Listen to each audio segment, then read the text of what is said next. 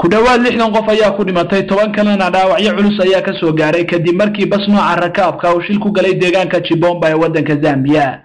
Shilkan ayaa yimid kadib markii gaari nooca xamuulka qaada uu dusha ka maray gaarigan baska, taasi oo keentay dhimashada iyo dhaawac intaas leeg. Gaariga baska ayaa ka yimid danka magaalada Indoola ee gobolka Copperbelt isagoo ku wajahnaa caasimadda Lusaka, waxaana saarnaa rakaab gaaraya 70 qof, waxaana shilkaasi ku dhintay 60 kamid ah rakaabkii baska saarnaa. sidoo kale waxa iyaguna shilka ku dhintay labadii darawal ee kala waday labada gaari ee shilka galay. goobta shilku ka dhacay oo lagu magacaabo Chibomba ayaa bariga kaga beegan caasimadda Lusaka, waxayna u jirtaa masaafo gaaraysa 70 kilomitir.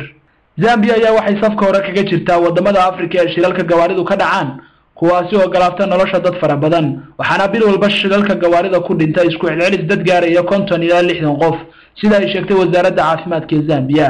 waxaana inta badan shilalka loo aaneeyaa mas'uuliyadda dhanka wadida, taasi oo ay ku kacaan wadayaasha gaadiidku.